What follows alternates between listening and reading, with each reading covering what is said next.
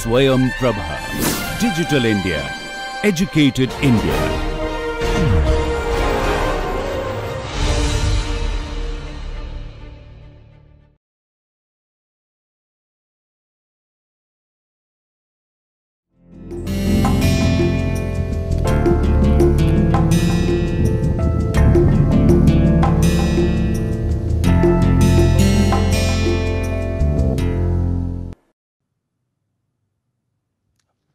Good morning and welcome back. So, we were discussing strategic entry deterrence, and in our previous model we had looked at the incumbent investing in excess capacity to deter entry. It was in the context of full information, right. So, wherein the entrant could see what was the capacity K1 bar which the incumbent had installed, and then the entrant took a decision of whether to enter or not. And in that model we had introduced some key ideas, which was one was blockaded entry, where the fixed costs are so high that the entrant is not able to enter. The second case was accommodated entry, which is that the fixed cost is substantially low and it is more profitable for the incumbent to play the Stackelberg leader and accommodate the entrant as opposed to deterring entry. And the third one was deterred entry, where the incumbent invested in excess capacity, which is capacity more than what it would have invested at had it just been a Stackelberg leader, and by this it is able to deter entry. In today's module, we are going to introduce asymmetric information and we are going to understand entry deterrence in the context of entry deterrence. We are going to look at two models. In the first one, we will the information asymmetry will be about the marginal cost of the entrant. In the second model, the information asymmetry will be about the marginal cost of the incumbent. So, let us start with the first model, which is going to discuss the information asymmetry about the entrance cost, and we will call it as long-term contracts as a barrier to entry.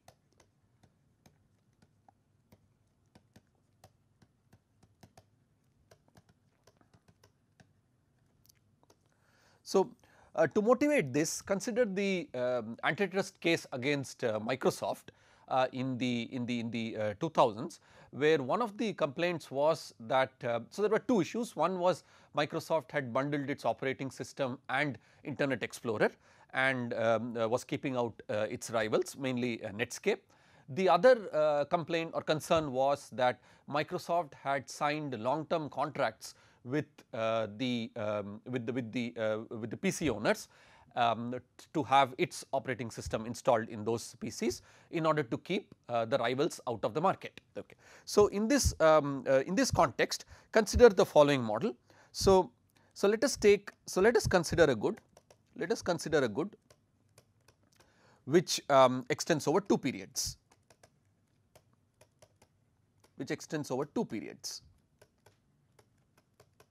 In the first period, only the incumbent is going to be there. So, at t equal to 1, the incumbent is the only firm who is going to be there, and this incumbent faces the threat of entry from a potential entrant who is likely to enter at t equal to 2. So, at t equal to 2, a potential entrant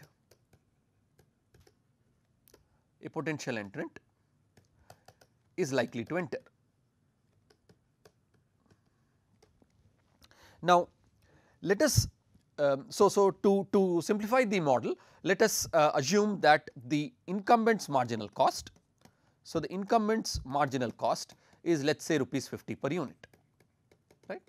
In each period, the buyer is interested in buying 1 unit of the product, right. So, let us also put that structure. In each period, the buyer buys 1 unit and the willingness to pay of the buyer for the good is, let us say, rupees 100, right. So, the incumbent's marginal cost of production is 50. There are these two periods, the incumbent is the only firm at t equal to 1. At t equal to 2, there is an entrant who is likely to enter, and in each period the consumers are interested in buying exactly 1 unit of the product, and the willingness to pay for the good, for each unit of the good, for the consumer is rupees 100. Now, the incumbent's marginal cost is full information. What is not fully known is the marginal cost of the entrant, right. So, the entrant's marginal cost, right. So, neither the buyer nor the incumbent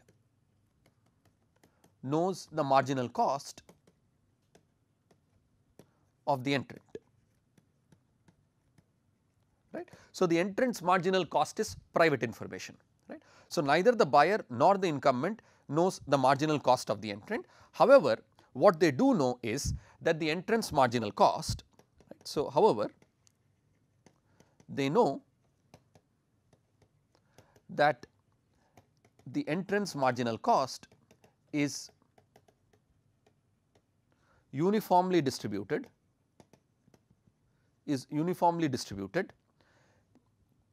between in the interval between 0 and 100, right. So, this is known by not just the buyer, it is also known by the incumbent. Now, this is a sequential move game where the incumbent chooses the price at t equal to 1, then and the incumbent can possibly sign a contract with the buyer, and we are interested in knowing what kind of contract would the incumbent write with the buyer, so as to keep out the entrant from entering at t equal to 2. But more importantly, the entrant's marginal cost is private information. All that the buyers and the incumbent know is that the marginal cost of the entrant, let us say CE or C, is uniformly distributed in the interval between 0 and 100. Okay. So, as with any of these sequential games, we will solve the model backwards starting with t equal to 2. So, we solve the model starting from t equal to 2. So, at t equal to 2, the competition between the incumbent and the entrant is in terms of prices. So, the post entry competition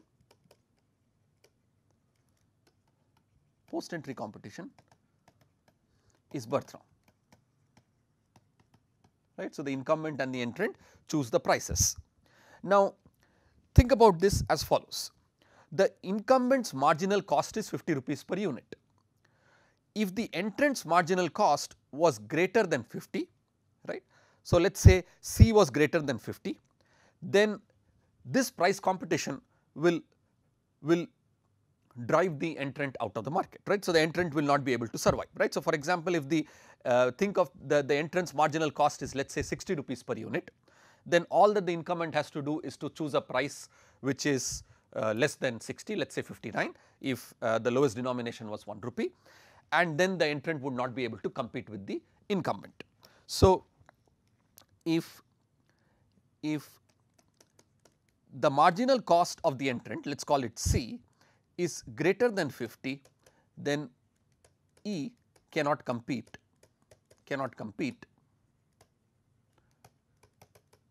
with the incumbent, right. So, the marginal cost of the incumbent is 50. So, if the entrant's marginal cost was greater than 50, let us say even 51, even then the entrant will not be able to compete with the incumbent, because price competition will bring down the price to 50, at which case the entrant will not be able to survive the competition. So, now let us ask what is the probability that C is greater than 50. So, why are we interested in this? Because this essentially tells us that with probability C greater than 50, the entrant is not going to enter the market. The reason the entrant will not enter the market is because in such a case the entrant knows that it will not be able to compete with the incumbent. So, it is better off not entering the market at all. So, probability C greater than 50 is essentially 1 minus the probability that C is less than equal to 50, and because C is uniformly distributed in 0 to 100, this is essentially 1 minus 1 half, which is equal to 1 half. So, with probability, so with P equals 1 half, there is no entry, which means the incumbent essentially is a monopolist.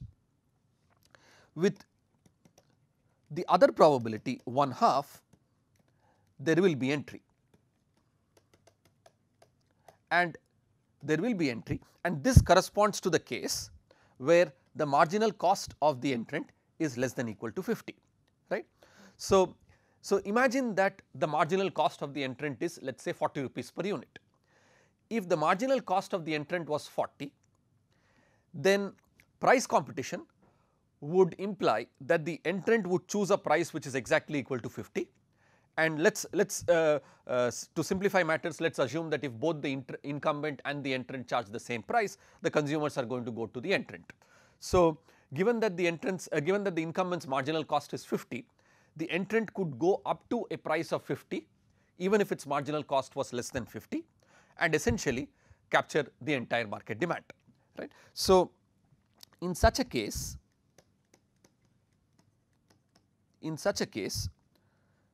price competition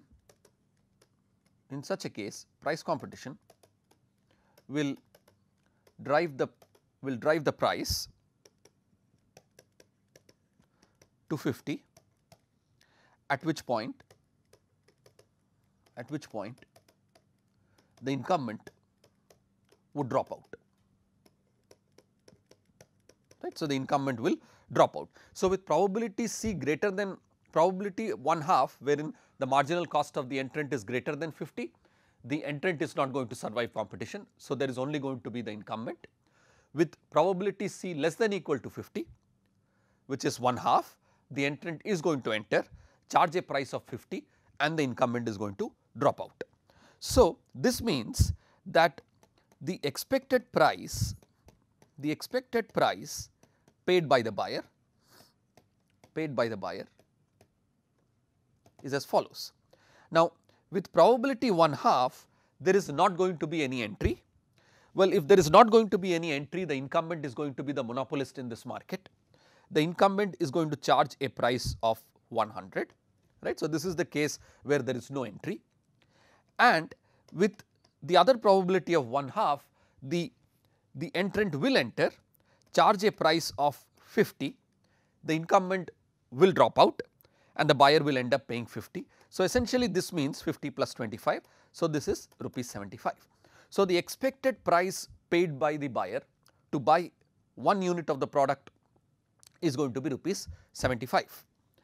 Given that the willingness to pay, so let's say, given that the willingness to pay of the buyer is rupees 100, this means that the expected surplus to the buyer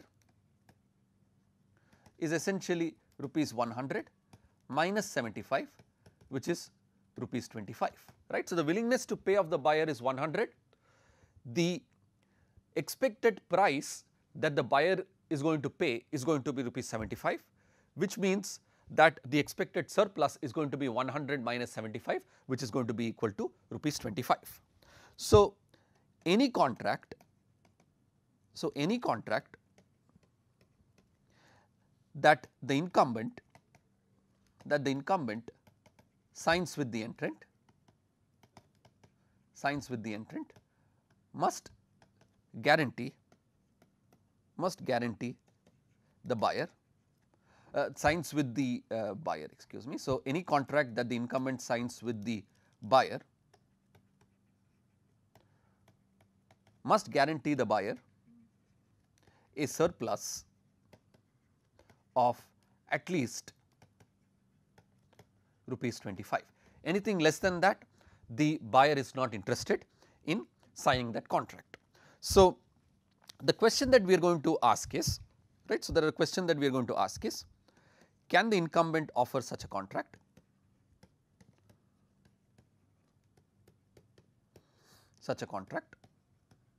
That guarantees the buyer a surplus of at least rupees 25. The other question that we will ask is, will the buyer sign such a contract?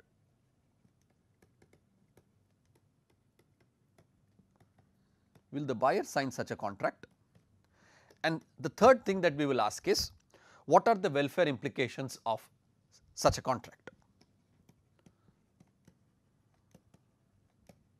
What are the welfare implications of such a contract? Before we answer these questions, let us first talk about what is the kind of contract that the incumbent can offer the buyer. So, the contract is as follows. So, the contract is as follows. So, in the first period, the buyer promises to buy the good from the incumbent at t equal to 2, right. So, in the first period the buyer promises to buy the good from the incumbent in the second period, right, at a price which is equal to rupees 75. So, if I am the incumbent, I sign a contract with the buyer, wherein in the contract it is written that the buyer will buy the good from the incumbent and will pay a price which is equal to rupees 75, with one exception.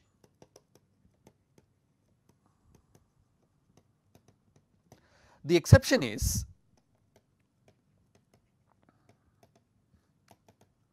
that the buyer can buy the good from the entrant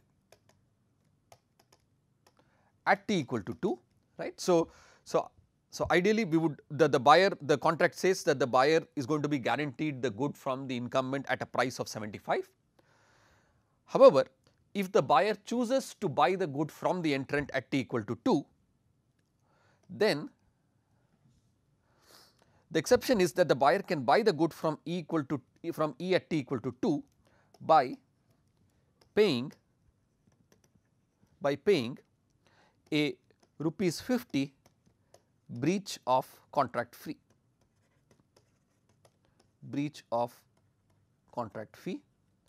to the incumbent, right. So, this is very important, right.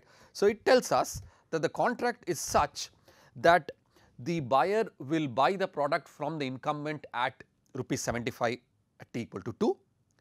However, if the buyer chooses to buy the good from the incumbent at from the entrant at t equal to 2, the buyer is free to do so, provided it pays a breach of contract fee, a penalty to the incumbent, which is equal to rupees 50. Okay, so let us keep that in mind. Now, so let us understand some of the features of this contract.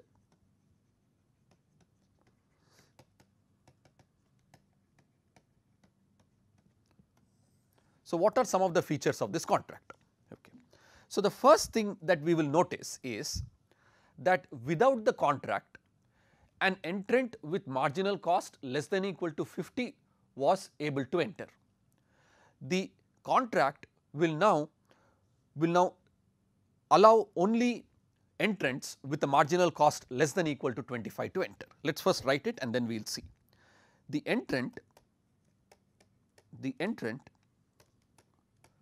will only enter if C is less than or equal to 25, right. So, the entrant will only enter if C is less than or equal to 25.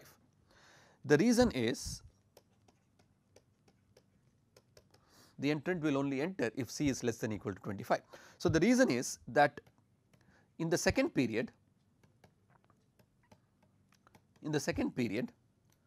the buyer can either buy from the incumbent at rupees 75, because that is what the contract says, right. That is what the contract says, because I am guaranteed to buy the good from the incumbent at rupees 75, or buy from the entrant at a price which is, let us say, PE, which is charged by the entrant, but then it has to pay the 50 rupees breach of contract fee, right. So, the 50 rupees breach of contract fee it needs to pay. So, either I buy from the incumbent by paying 75, or I buy from the entrant at a price PE plus 50. Now, notice that the buyer will buy from the incumbent or buy from the entrant rather, will buy from the entrant only when PE plus 50 is less than equal to 75. Otherwise, the buyer is not interested in buying the contract from the buying the good from the entrant, right, because I am guaranteed to get the same good at a much lower price of 75 from the incumbent. This essentially means that the price charged by the entrant must be less than equal to 25. What does this mean? The entrant's marginal cost is uniformly distributed between 0 to 100. The maximum price that the entrant can charge when a contract is present between the incumbent and the buyer is rupees 25. This essentially means, so this is 50, so this is 20. This essentially means that only the entrant with marginal cost less than equal to 25 can profitably enter and compete with the incumbent. So, the only way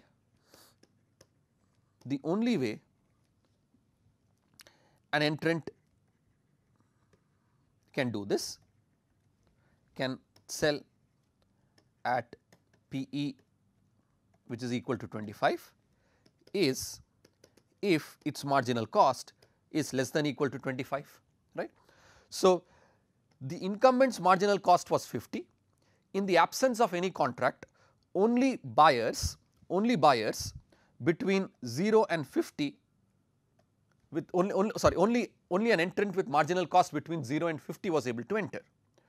Once the contract is introduced, it immediately lowers the probability of entry for the entrant from 1/2 to 1/4.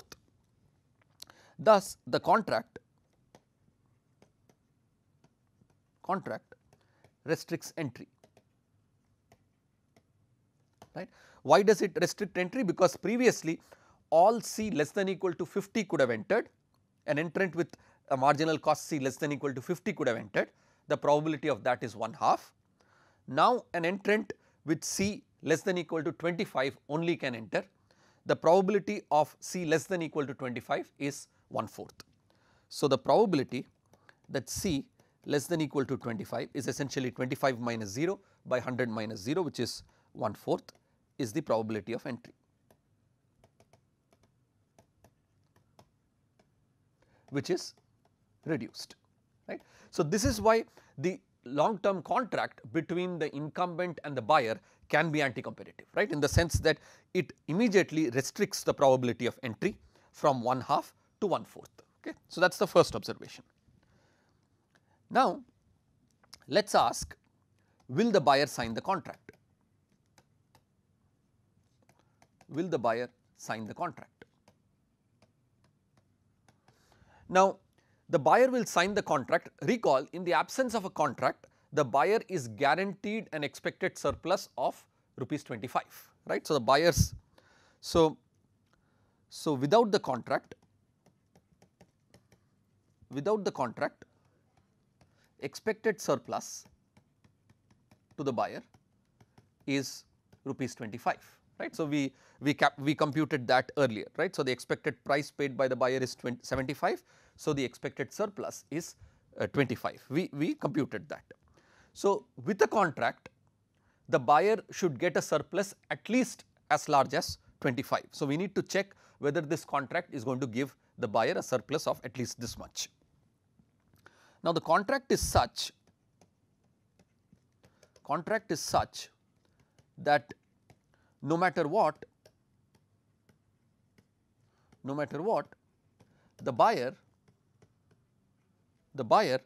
will pay rupees 75. Why is that so? Now, notice that the probability of entry is 1/4. So, the probability that the entrant will not enter is 3/4. How do we know that? So, probability of entry is 1/4. So, with probability 1 minus 1/4, which is 3/4. So, with P equal to 3/4, the buyer will buy from the incumbent and pay rupees 75, because that is what the contract says. With probability 1/4, right. So, just to not confuse, let us just write it as with probability 3/4 and with probability 1/4, the buyer will buy from the entrant at rupees 25, right. So, the buyer will pay the entrant 25, but then will pay rupees 50 as the penalty, right, because if I am breaching the contract, I need to pay 50 rupees to the incumbent. So, the expected price paid by the buyer is essentially with probability 3/4 I pay 75, with probability 1/4 I pay the entrant 25, but then I need to pay the 50 rupee breach of contract penalty, which essentially means that I pay 75 rupees. The expected price paid by the buyer with the contract is again rupees 75, which means the expected surplus is rupees 100 minus 75, which is again rupees 25, right. So, the expected surplus for the buyer does not change, right. So, the buyer is not worse off, right. So, buyer is not worse off with the contract. The buyer is also not better off, but he is certainly not worse off. Okay. So, we could say that if since the buyer is not worse off, the buyer would be interested to sign the contract. Buyer is interested in signing the contract.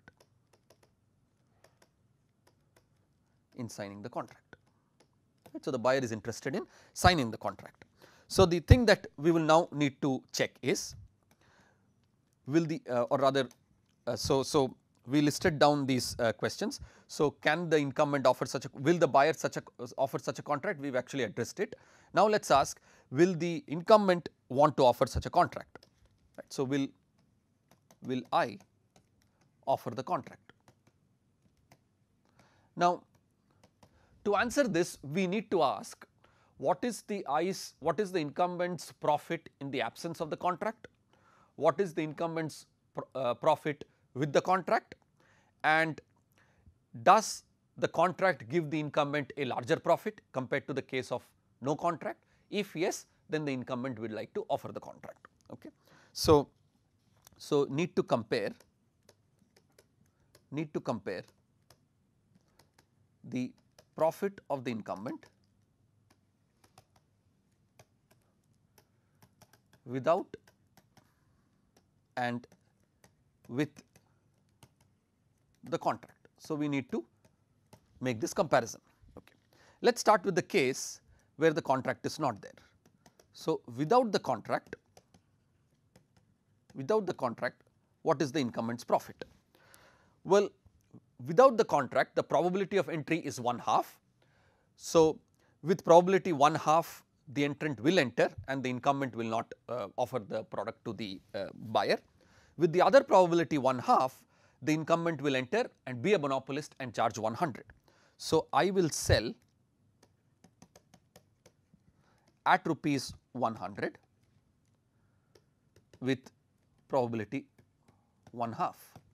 So, because with the other probability 1/2, the entrant is going to enter, which implies that I's expected profit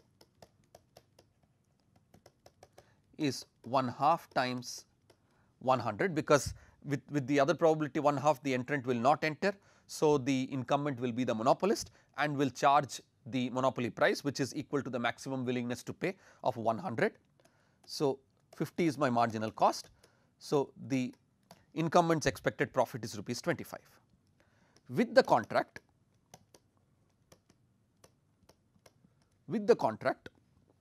what happens? So, with the contract, with probability 1/4, or rather with probability 1/4 the entrant will enter. So, with probability 3/4 entrant will not enter. So, I will sell to the buyer at a price of rupees 75. With the probability 1/4, I will get the breach of contract penalty, which is rupees 50, or rather which is rupees 50, which essentially means that I's expected profit is 3/4 times 75 minus my marginal cost, which is 50, right. So, with probability 3/4 I will charge a price 75 because that is what the contract says, and my marginal cost is 50, plus with the other probability 1/4 I will not offer the product because it is the entrant who is going to sell the product to the buyer at a price of 25, but the buyer will pay me 50 rupees as the breach of contract penalty. So, this is 25 times 3, that is 75 over 4 plus 50 over 3. So, that is 125 over 4, which is rupees 31.25, which is greater than the rupees 25 that existed without the contract, which means I will offer the contract, and we have already seen that the buyer will sign it, right. So, I will offer the contract, and we have already seen here that the buyer is interested in signing the contract. So, the contract is offered, the buyer and the incumbent sign the contract, the buyer is no worse off, the incumbent is strictly better off, and this contract is actually going to restrict entry, right. So, the third thing that we want to ask is, how does this impact welfare? So, from a social point of view,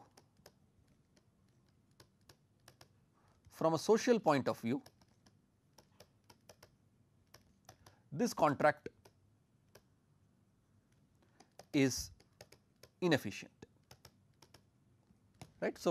So, even though it benefits the buyer, even though it benefits the incumbent and does not hurt the buyer, from a social point of view this contract is inefficient. Let us see why. Well, we know that the contract increases the surplus to the buyer and the incumbent from, so what was the surplus to the buyer and the incumbent without the contract? So, without the contract the buyer was getting an expected surplus of 25, and the expected profit to the incumbent was again 25, because with probability 1/2 he would sell, he would charge a price of 100, his marginal cost would be 50. So, it is 1/2 times 100 minus 50. So, that would again be 25. So, it increases the surplus to the buyer and the incumbent from 50 to, now the buyer gets the same expected surplus, the buyer is no worse off, but we just saw that the incumbent's profit increased to 31.25. So, this is 56.25, right. So, the contract has increased the surplus from 50 to 56.25. However, it reduces the entrant's expected surplus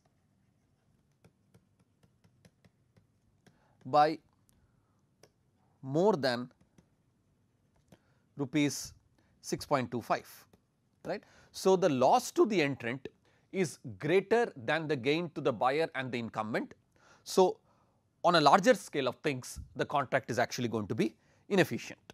So, let us ask why this is so. So, to answer this question, think of the following. So again this was the entrant's marginal cost, which is uniformly distributed in this interval. Prior to the contract C less than equal to 50, the entrant having marginal cost less than equal to 50 was entering the market. So, without the contract, entrant with a marginal cost less than equal to 50 was entering and charging rupees 50, right. So, it is entrants in this interval which were entrant in this interval was entering and charging 50. So, if I take a simple expected marginal cost of the entrant to be, let us say, somewhere here, right.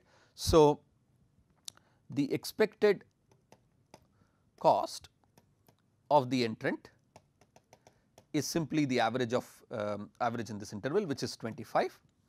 So, the profit of the expected profit to the entrant essentially is that the probability of entry is 1/2, he charges 50, and on an average the cost of the entrant would be 25.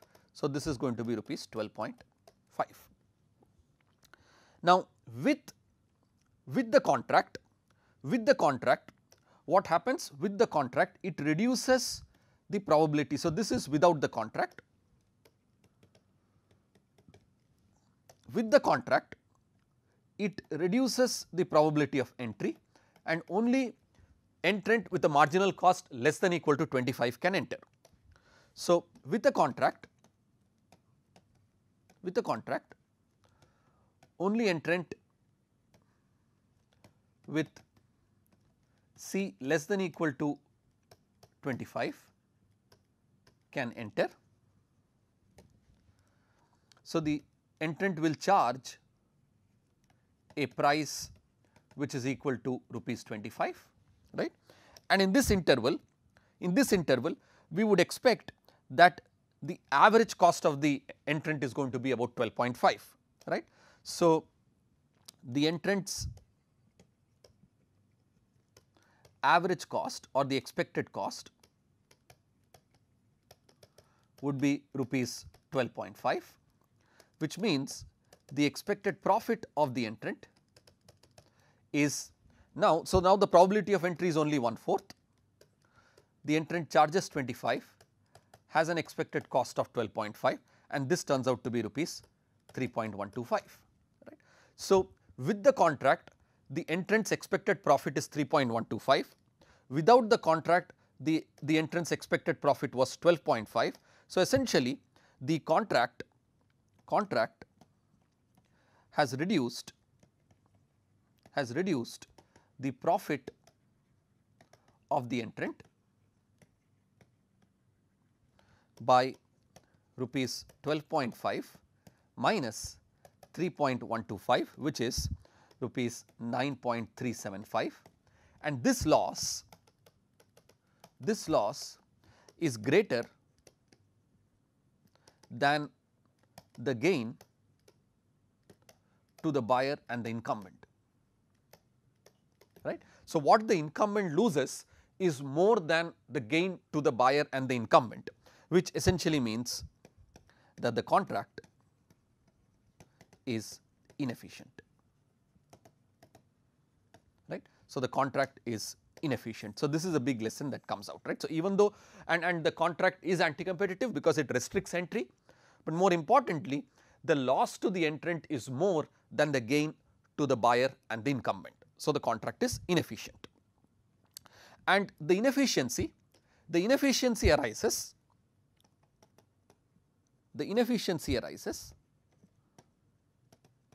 because the contract restricts entry, right. So, it reduces the probability of entry from 1/2 to 1/4. So, only an entrant with marginal cost between 0 and 25 can enter. So, an entrant with a marginal cost between 25 and 50 cannot enter now, even though such an entrant has a lower marginal cost than the incumbent.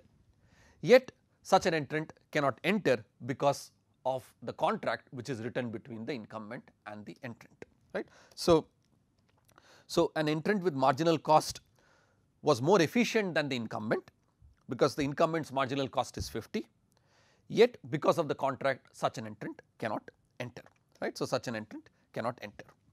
Thus, while I can restrict entry, so can the contract be used as a mechanism to restrict entry? The answer is yes, however, it is inefficient. While the incumbent can restrict entry, the contract is inefficient.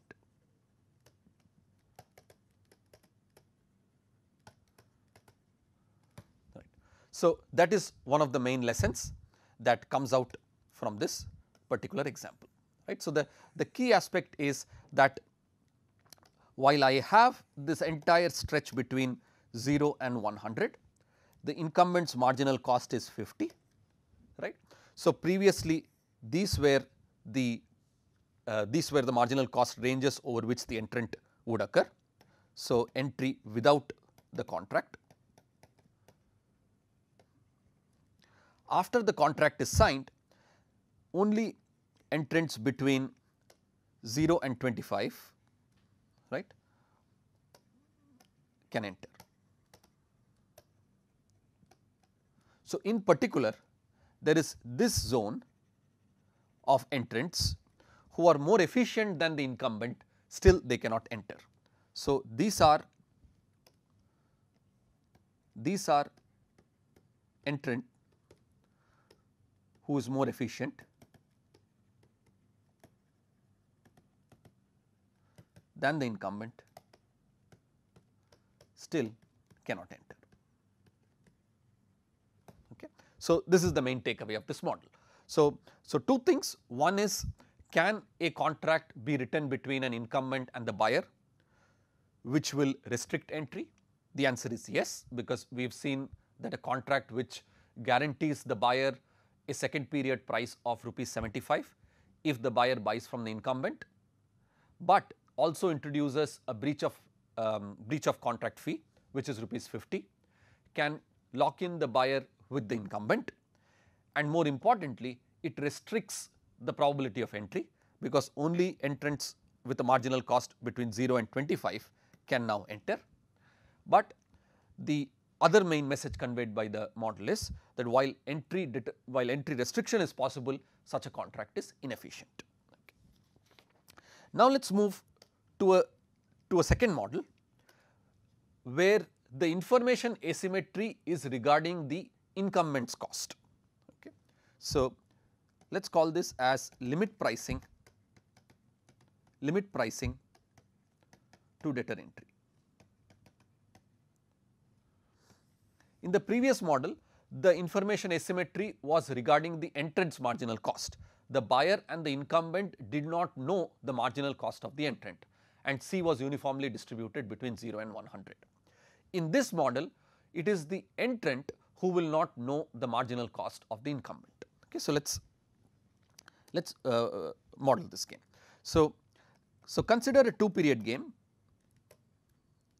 Consider a 2-period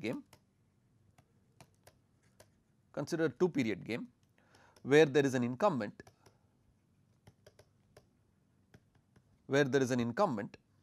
and a potential entrant.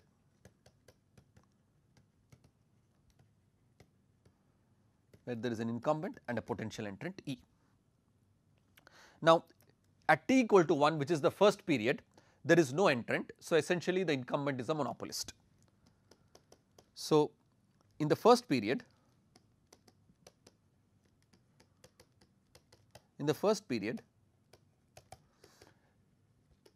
there is no entry.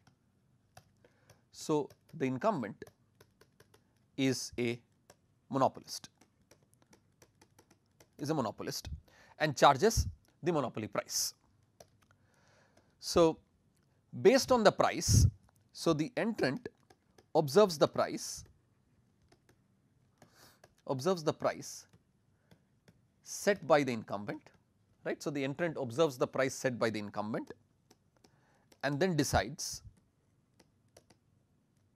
to enter or stay out, right. So, at the end in the first period there is no entry, the incumbent is the monopolist, chooses the price, the entrant observes the price set by the incumbent and then decides whether to enter or not enter. If it decides to stay out, then at t equal to 2 again the incumbent remains a monopolist, and if the entrant decides to enter at t equal to 2, there is going to be the entrant also chooses a price, and there is and both the firms get profits. We will put structure to that in a moment. Right. So, the information part of this game is as follows. So, I knows its marginal cost. So, the incumbent knows its marginal cost, the marginal cost of the entrant, and the market demand,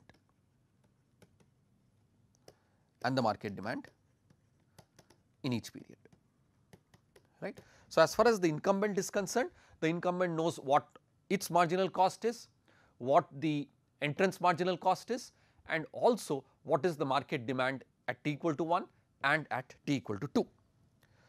As far as the entrant is concerned,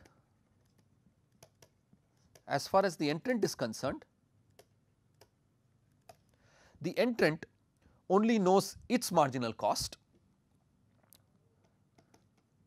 he knows its marginal cost, but does not know the marginal cost of the incumbent.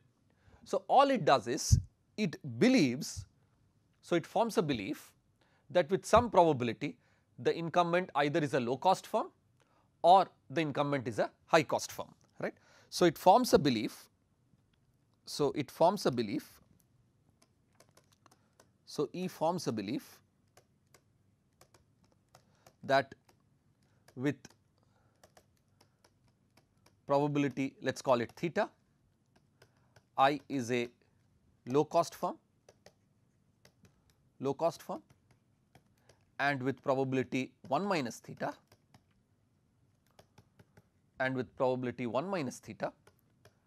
I is a high cost firm.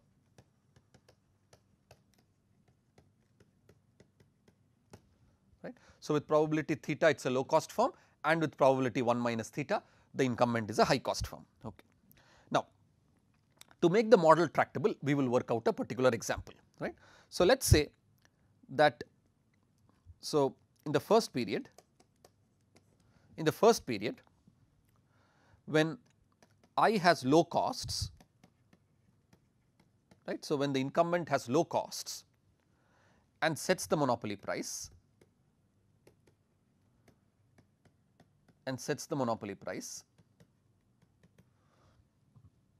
so in the first period there is no entrant. So, the incumbent essentially is the monopolist. So, it has low cost and sets the monopoly price corresponding to that low cost firm. It earns a profit, of let us say rupees 100 million. On the other hand, if I has high cost and sets the monopoly price corresponding to the high cost firm,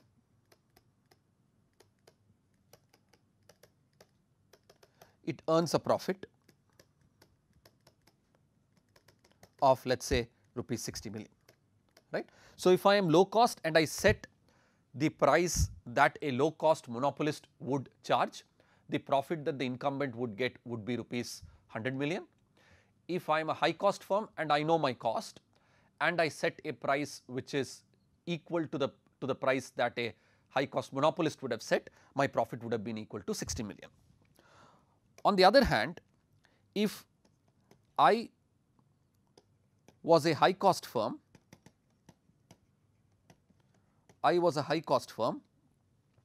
but chooses the price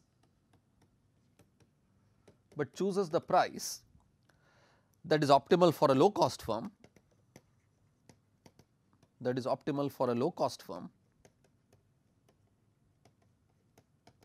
chooses a price that is optimal for a low cost firm, its profit is rupees let us say 40 million, right. So, ideally it would like to set a high price and get 60 million as its profit, but now its profit, because it is going to choose a price which is set by the low cost firm, there is some amount of inefficiency and it earns a profit which is equal to 40. This is when there is no entry, right. So, because there is no entrant in the first period. At t equal to 2, so this is at t equal to 1. So, in the second period, the entrant may or may not enter. So, if there is no entry, so the profit of I depends on whether E enters or not, right. So, the profit will depend on whether the entrant would like to enter or not want to enter, right. So, if there is no entry,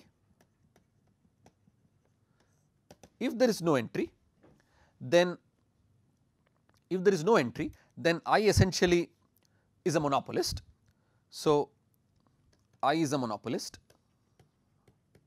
at t equal to 2, and if it is a low cost monopolist, it will earn 100 million, and if it is a high cost firm, it will earn rupees 60 million, just as we had here, right. So, if it is a low cost firm, I will earn 100 million, if it is a high cost firm, I will earn 60 million. Okay. If there is entry, right, then there is going to be competition between the entrant and the incumbent. So, if it is a low cost firm, it earns rupees 50 million, whereas the entrant earns a profit of minus rupees 20 million, whereas if the incumbent is a high cost firm, it earns a profit of 20 million, whereas the entrant also earns a profit of 20 million, right. So, this essentially tells us that now the high cost has some interest in pretending to be of a low cost firm. The reason being that if the high cost can somehow signal to the entrant that it is a low cost firm, it may be possible that the entrant decides not to enter, and that may be profitable for the incumbent, right. So,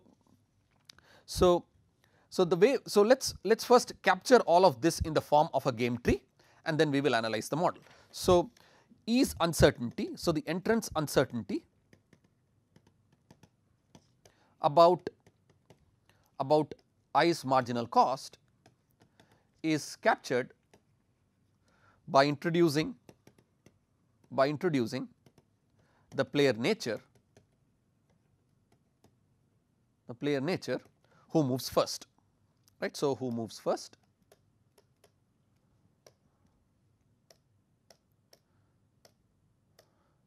Who moves first and chooses the cost of the incumbent, firm. Okay. So, let us draw this.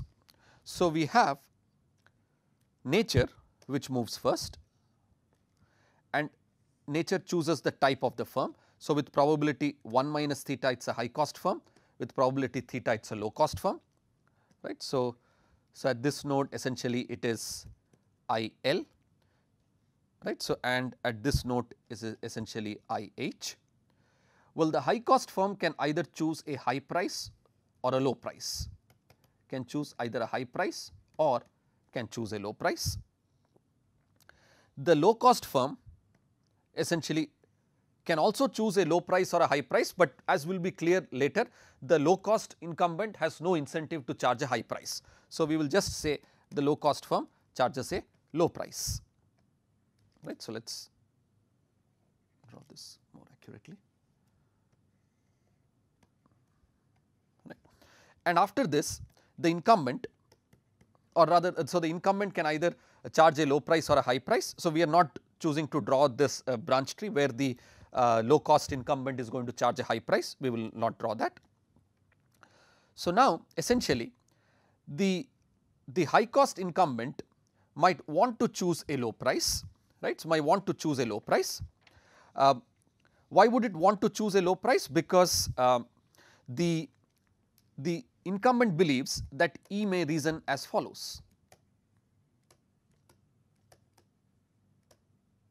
right. E may reason as follows: if I charges a high price,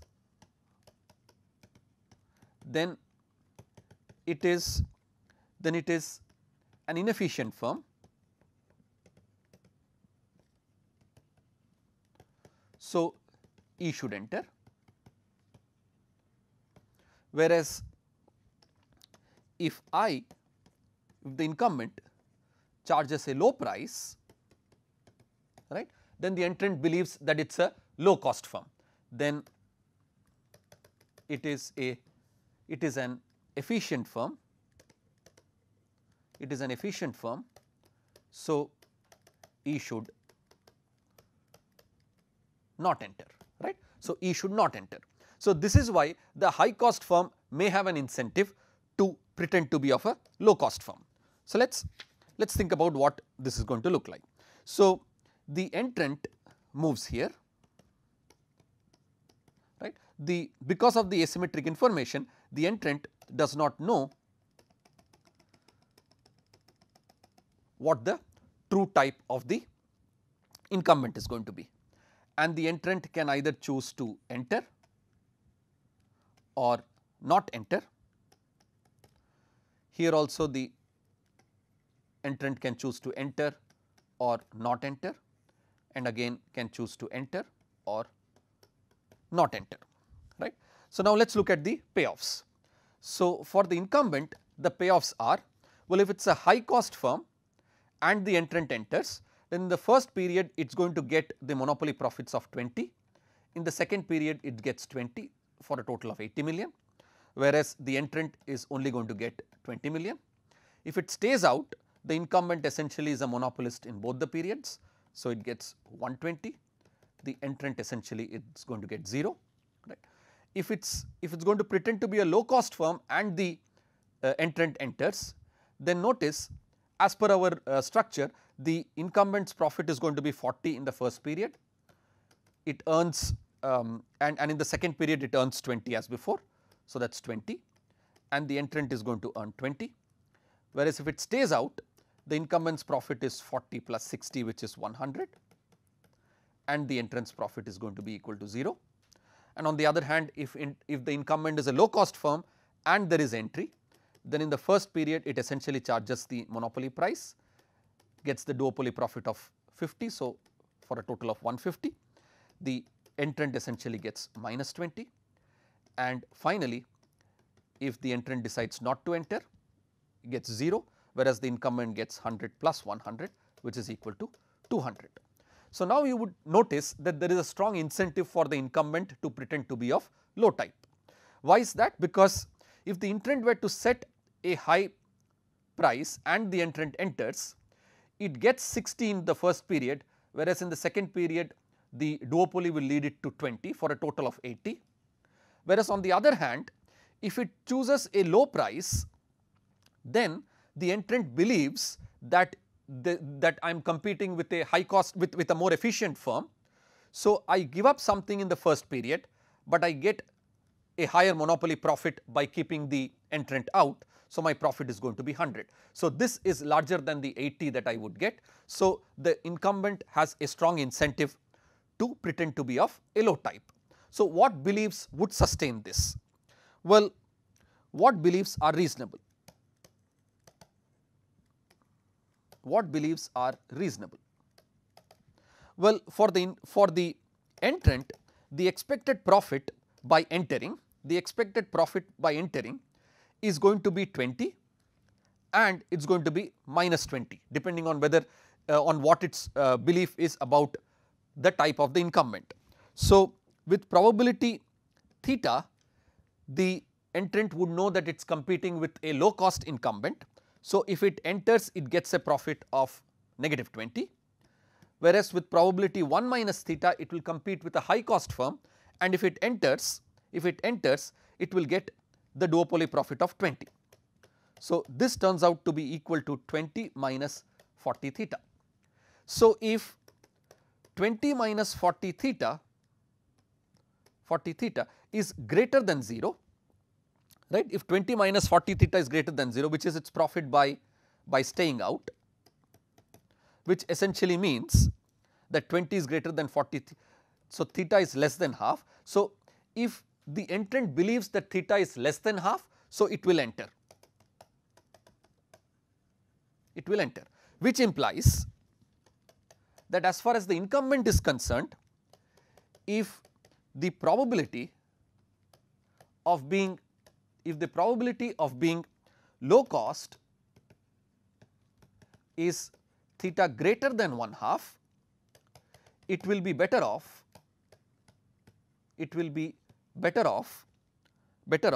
pretending to be a low cost firm and set a low price and debtor entry, right. So, by forming this belief, the incumbent will be able to keep the entrant out. Thank you.